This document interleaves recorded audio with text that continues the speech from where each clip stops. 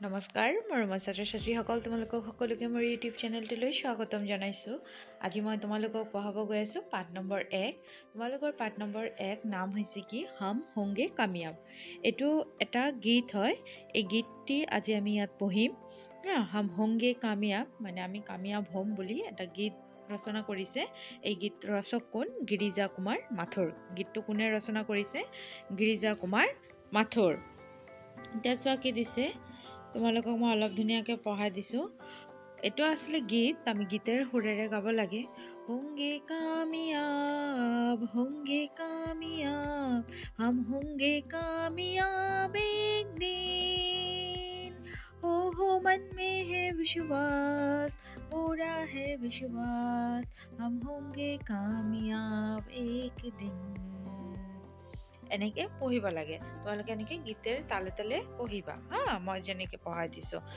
होगी शांति चारों ओर होगी शांति चारों ओर होगी शांति चारों ओर एक दिन, हो मन में है विश्वास पूरा है विश्वास होंगे शांति चारों ओर एक दिन, हम चलेंगे साथ साथ डाल हाथों में हाथ हम चलेंगे साथ साथ एक दिन, हो मन में है विश्वास पूरा है विश्वास हम चलेंगे साथ साथ एक दिन।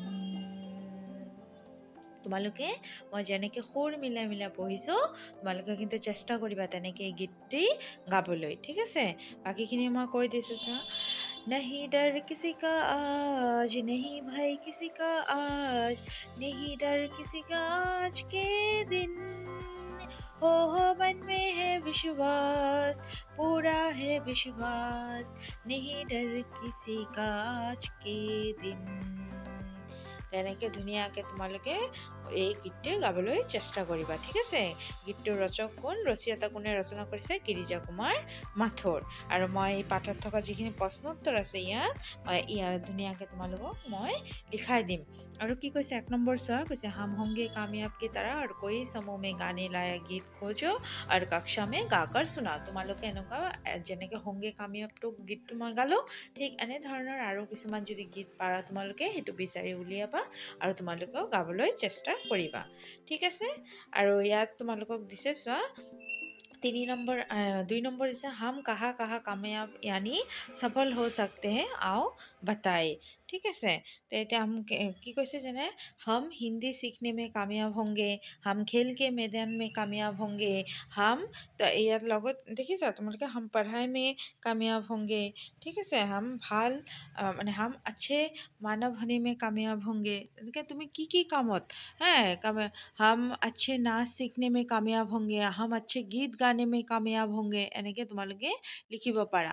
তাৰপিছত কৈছে इन चित्रों को ध्यान से देखो और बताओ ये किस किस सेवा में कामयाब हुए हैं, ঠিক আছে? এইবিলাক যেনেকৈ ডক্টৰ দিছে, ইয়াত কি দিছে? এজন শিক্ষকৰ দিছে, ইয়াত এজন চাইণ্টিষ্টৰ বৈজ্ঞানিকৰ দিছে, খেতিয়কৰ দিছে, নাৰ্ছৰ দিছে, হয়নে? এজন পাইলটৰ দিছে।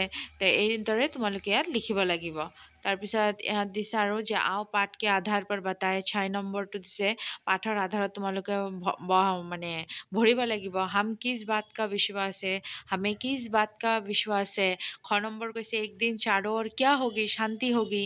हम कैसे चलेंगे? साथ साथ चलेंगे। हमें किसी का डर है क्या? नहीं, हमें किसी का डर नहीं है। তাৰপিছত ইয়াত খালী ঠাই দিছে এনেকৈ।